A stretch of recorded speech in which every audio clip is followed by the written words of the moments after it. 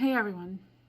I had I was trying to have a self-love Sunday yesterday, which has turned into a what the hell Monday, as it's Monday today. Um, and I started to figure out that I was trying to force the self-love, self-care. And it could have been because I had found myself in a state of exhaustion,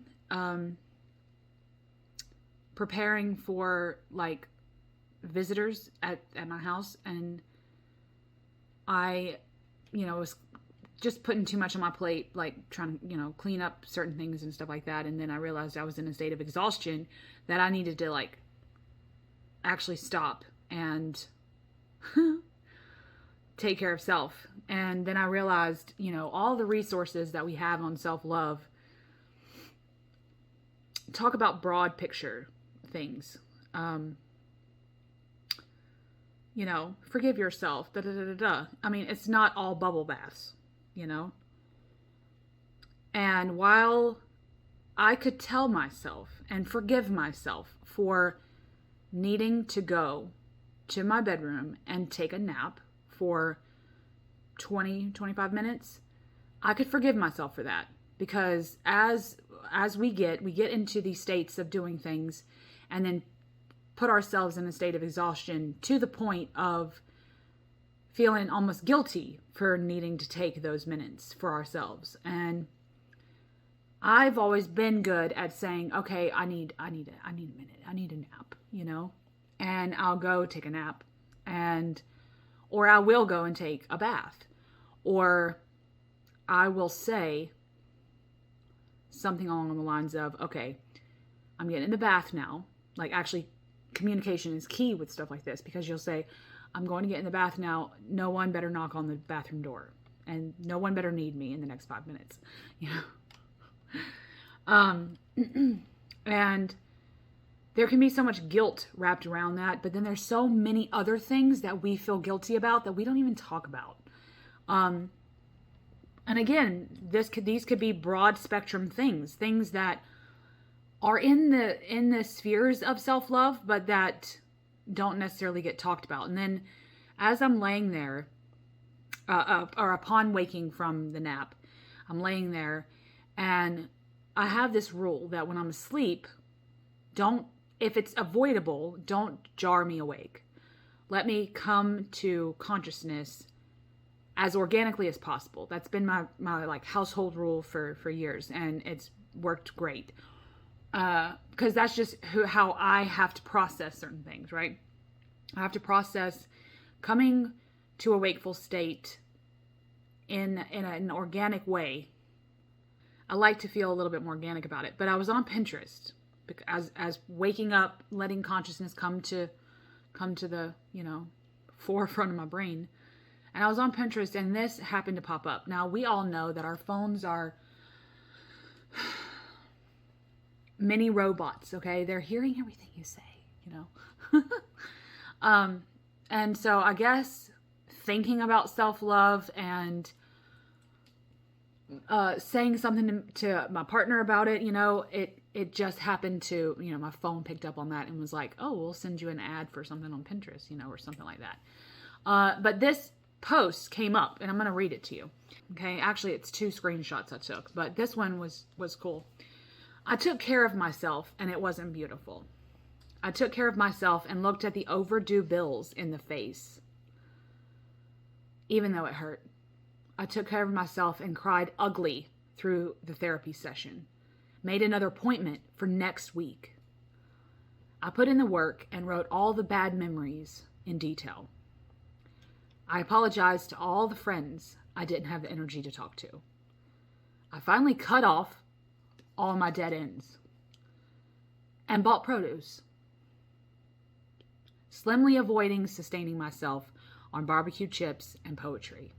Been there. I recycled. I set an alarm for 5 hours of sleep and did not sleep more or less. I took care of myself, and it wasn't bubble baths. It wasn't lotion at Bath and Body Works and 3 cheese pizza. It was uncomfortable. It wasn't beautiful, but I am. And it didn't have to be beautiful to be worth it.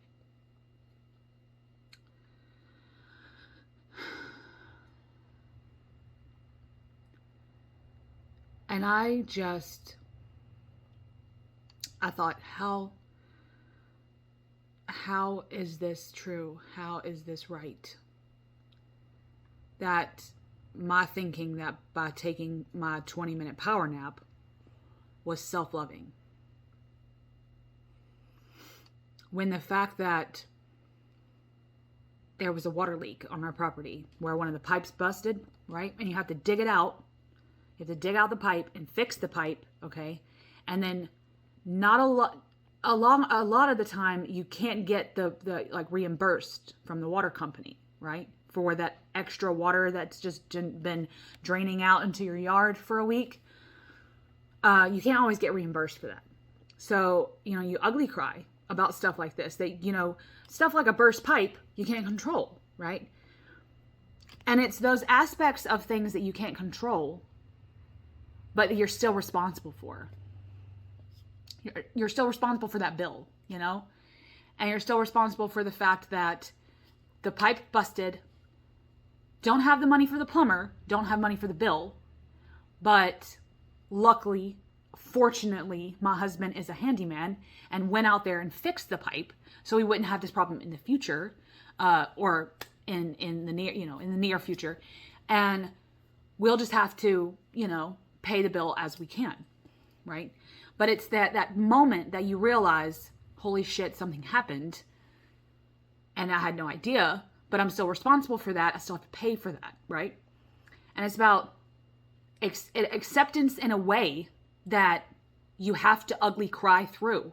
You have to be like, okay, this is not something I can control. This is something that happened that I can't control. I looked at the overdue bills in the face. I took care of myself and looked at the overdue bills in the face. And it's that act, that act right there is self-love, where you stare at that overdue bill in the face. You open it up, okay? You open it up and you go, well, what the hell? Did someone leave the water running? And you freak out for a little bit, okay? You look at it and you're like, okay, then this is something different. This is something different than us just being frivolous with the water, never let the water run kind of a thing. If any of y'all watch Barney. But it's that precious moment right there where you're staring at the bill that is too much for you, in that given month. And then, turning that around and going, this couldn't have happened at a worse time because you missed a day of work because your tooth was hurting, right? Let's just give an example because that's happened to me and my husband before. You lost a whole day's pay because you were out sick, right? That's the month that the water is going to leak, right?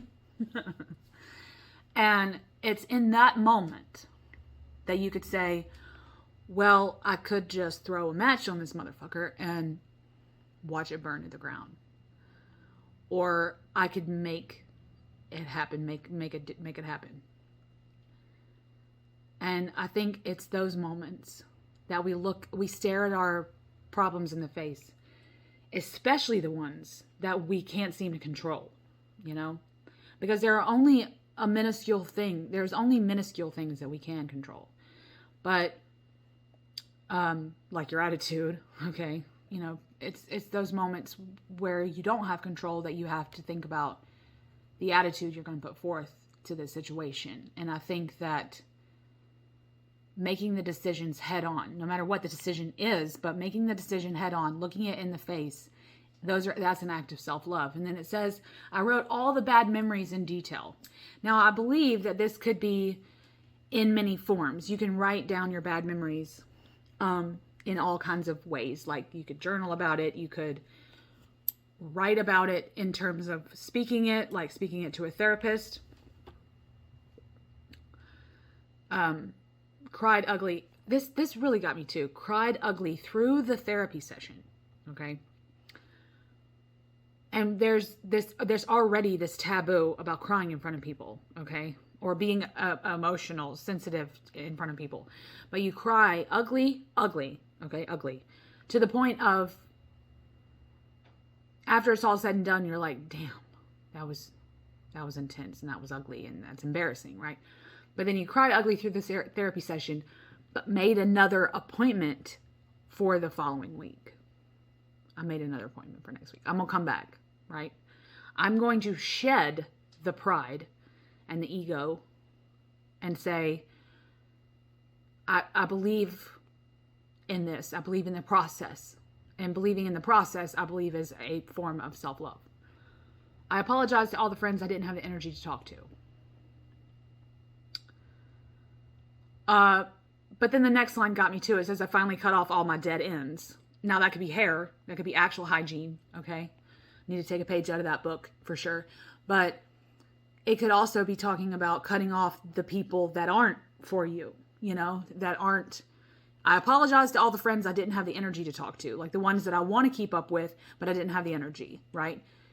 When you do have the energy, call them up and be like, hey, I've been swamped lately, blah, blah, blah, blah. Even if you don't even have to give an excuse. Just be like, hey, look, I've missed you guys. I want to get together. Let's get together. I've been swamped. Let's get together soon.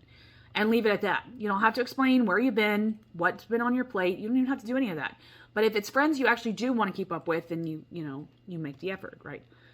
And it says, I finally cut off all my dead ends. Now, dead ends could be the anchors that are the anchor people that you have in your life that you don't have the energy nor the give a shit to be around. And you're like, you know what? You're adding nothing to my life. So I'm not putting the effort in. And finally cutting that off. God, that's so profound. Slimly avoiding sustaining myself on barbecue chips and poetry. I have so been there, where it's those moments where you want to not make the right decision, right? You want to make the easy decision. I set an alarm for 8 hours of sleep and did not sleep more or less. Now, I don't necessarily agree with that, right? But that I'm one of those few people that need 10 hours of sleep. And I don't apologize for that. But it's just me. I love how this person even goes further and says, it wasn't bubble baths. It wasn't. It may look like that in the Calgon ads, but it's not a bubble bath. It is uncomfortable, and it is beautiful. It wasn't beautiful, but I am, right? And it's this right here, this acceptance of I am what's beautiful. My self-love and my all that I do for self-love isn't beautiful. Okay, all this is a freaking hot mess. But that adds to my beauty, and then I have to accept that, right? These two posts here made me think so hard about what the reality of self-love is, and that, stop feeling guilty for needing to take a nap. Stop feeling guilty for not being able to answer the phone on someone's problem while they're in the problem, right? Specifically, this has happened to me lately. I'll still have people that aren't in my corner that demand time and energy from me. And it's been so hard to say the words, I have no energy for this today. And I have gotten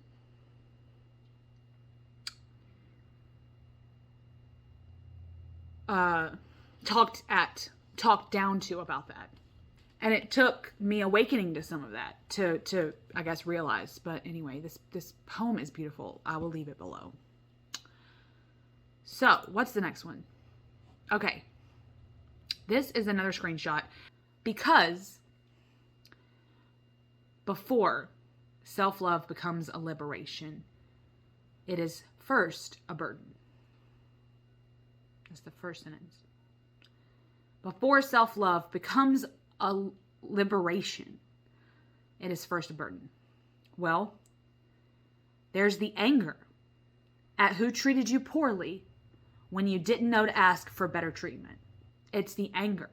It's the backlash, of when you get treated poorly. You think you're getting betrayed, right? In some way. Like me, I was just feeling betrayed, right? On the phone.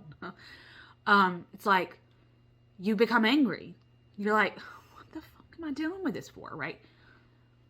But you didn't even ask for better treatment. Didn't know to ask. Or you don't think it's acceptable to ask.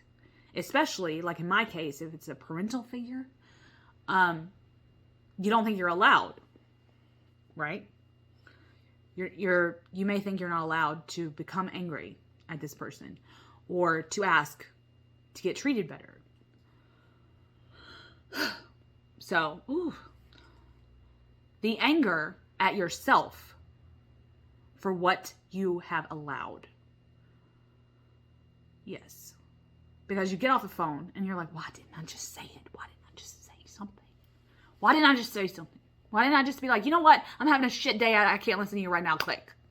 Or don't have to be angry like that. Like I would be. So there are many stages of anger and the way in which you assert it. And mine is very aggressive. Okay. But when I get angry, it tends to come out in aggression. There is no passiveness with me. But anyways, I digress. So instead of coming at that with aggression, you could just be assertive, just be assertive with the statement and say, I'm not really having a good day and my mind is not present to deal with this. So can we talk later? Or let's talk later. That's instead of a question, hey, can we talk later? Because then that feeds into their need as well. And if you have to cut that dialogue, it needs to be a bona fide boundary like statement. I think boundaries aren't questions, they're statements. And I think building those boundaries are slow, like bricklaying. And I'm having to learn that I'm having to learn how to do that instead of just saying like holding up a stop sign and in their face in an aggressive way, like I gotta go, bye. That's not a boundary. That's a sign. And then the next time they call, it's going to be the same thing. Because all I did was stop my hand in their face. But if I lay bricks down slowly, I think they're made with statements. Boundaries are made with statements. So it would be in the form of say, and again, here, in my talking in this video about this is my anger itself for not doing this. But the lay-in brick in this specific example I'm giving about the phone call would have been, my head's not in this today. Let's talk next week. And then hang up. You haven't been mean. You haven't been aggressive. You haven't cut a tie. You haven't burned a bridge. And you've put a solid statement down. And it's kind of like the ball's in their court. If they choose to keep calling you and it hasn't been a week, leaving you voicemails, then you kind of have to think about that relationship, right? Duh. But, you'd be like, oh, okay. The anger at yourself for what you've allowed. Ooh, don't you feel that? There's the grief for lost time. This hit me hard, okay? Because as I'm in the grieving process with my dad, I realized that there was a moment after he passed that I believe it was one of his siblings made a statement like, well, he never made it to blah, blah, blah, right? Like it was something that my dad had always wanted to do. And somebody had made mention of, well, he never got to do that. And I thought, no, he didn't. But it has to be okay. It has to be okay that his life was simple. And it has to be okay that It has to be okay with me that his life was simple, and that, sure, he had things on a bucket list that didn't get crossed off. Maybe within that statement, I can take that lesson and say, if there's something that I absolutely have to do before I die, to do it. And that the bucket list shouldn't be things, there shouldn't be a shit ton of things on my bucket list that may not ever be in my reach. To maybe make more sustainable goals, reachable goals. You know, I think that when we talk about goal setting, I've never been much of a goal person. And it's only because I've never allowed myself, there's always been kind of a shelf, you know, like a glass ceiling, right? Sure, I can bust through glass ceilings, but it's not going to come from me setting a goal, because I don't really think of goals that way. But if you think of goals, they better be for me, if I put a goal down anywhere, it better be attainable. Something that I can actually achieve. Not some of this far out there, $1 million trip around the fucking world that I will never get to do. And know that in my brain. You know? I will never make that $1 million trip, because I know myself. I know what I do with money. I know how I save money. I know how I save for trips. I know that will never be a thing that I do, right? And winning the lottery does not count. You can't put winning the lottery in a goal, okay? Where you finally get a bucket of money and you can finally go on that $1 million trip, okay? That doesn't count. Take that shit off your bucket list. And I feel like those are acts of self-love, is to make goals that you will be able to achieve, okay? Not far out there crap. But the grief for lost time shouldn't be a thing. I don't think it should be a thing. I think that the way I think about death is the finality of death, or what we consider the finality of death, lies in the human construct of what we have not achieved, not what we have. And I think that's backwards. I think that let's not wait until someone has died to say, oh, you know, why didn't they do this? That's so sad. Why is it fucking sad that they didn't do that? That they mentioned it to you twice in their entire lifetime. And they've achieved way more. They've achieved so many great things, right? But you want to concentrate on what they didn't do? I think that's shitty. I think that's pretty damn shitty. And that's why I put such an emphasis in my own spiritual practice on deathbed musings, letters to the self, letters to my dead self, letters to my own ancestors, my own beloved dead. There's so much emphasis on death, but it's like grief for lost time. And I think that also could mean when we've done something that we believe is insignificant, like watching TV, right, for a day, we shame ourselves for doing stuff like that, right? We shame ourselves hard. And we're like, fuck, I had a whole list of crap to do, and I've lost a whole day. Instead of saying, you know, I really rested yesterday and I'm proud of myself. No, I didn't get much shit done, but don't even go there, you know? Don't even go there. Just be like Scarlett O'Hara. She's not a character I want to relate to. Let's just put it that way. And, you know, she's like, tomorrow is another day. You could have that type of a mindset, you know? Not necessarily, I'll deal with that tomorrow, you know? But if obviously that day of rest was what you needed, or you would have got the fuck up and done shit, you know? It's just lack of motivation most of the time, but there's a fine line between lack of motivation and actual laziness, all right? And needing rest and actual laziness. And I don't even think laziness needs to be part of our vocabulary, but there's just me. Anyway, okay, next is there's the strangling necessity to push people, things, and ideas out, because there's no room for them. There's no room for them where? There's a strangling necessity to push people and things and ideas out because there's no room for them. There's the loneliness and isolation that accompanies the growth of self. As someone that has more solitude than people in their life, okay,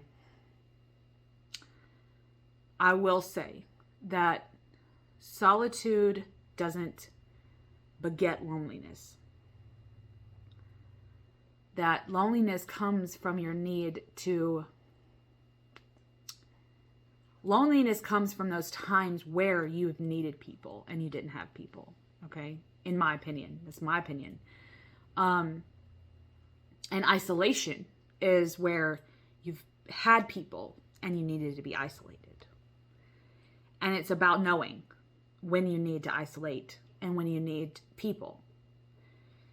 And I think that if we really think about, you know what, it's been so long since I've been around people, I've been kind of isolated, maybe I'll go to this party this weekend.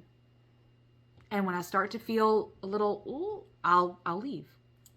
Like, oh, okay, it was fun, bye. And then get in your car and leave, you know?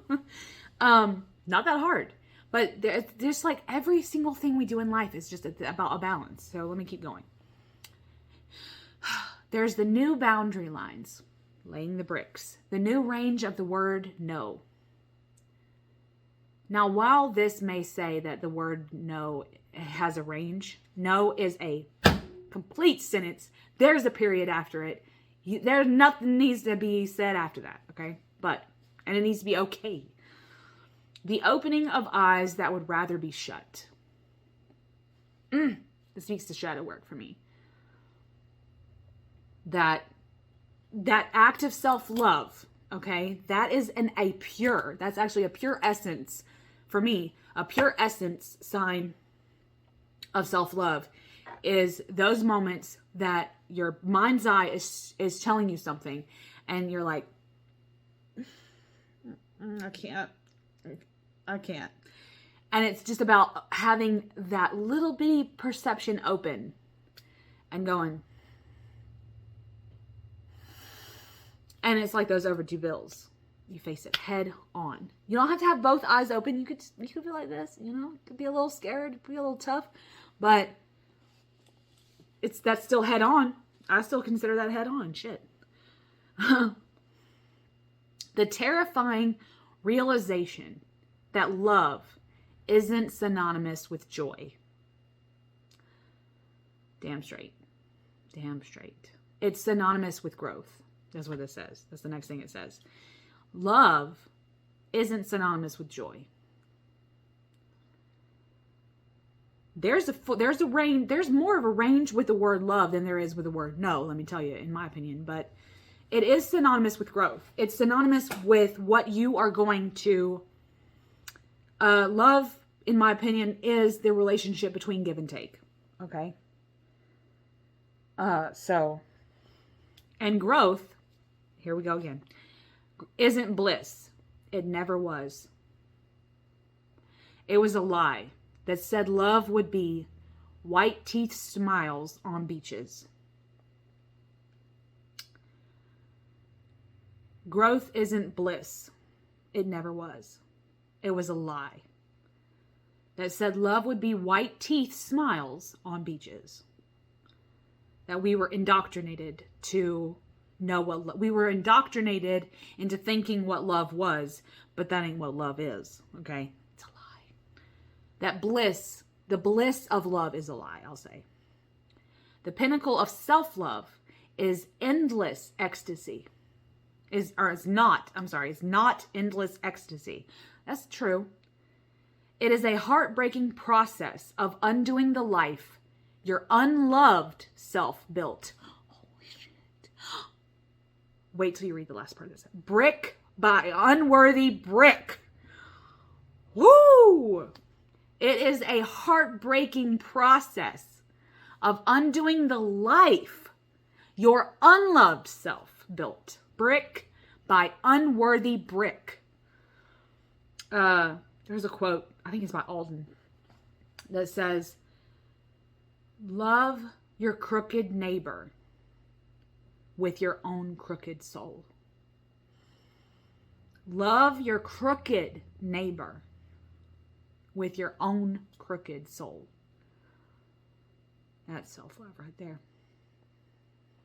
I just wanted to come on and talk about Self-Love Sunday. For me was all about journaling, taking naps, taking a bath, and then daring my kids within an inch of the time they have left with me to disturb me. That led into deep diving on Pinterest, of all places, that have led to these two Pinterest posts that blew my socks off and really made me think and really made me journal into what the fuck Monday that is today, and how I'm sitting here talking to you for 40 minutes and I'm not going to beat myself up about that. So I hope you're having a good Monday, and I'm wishing you all much love.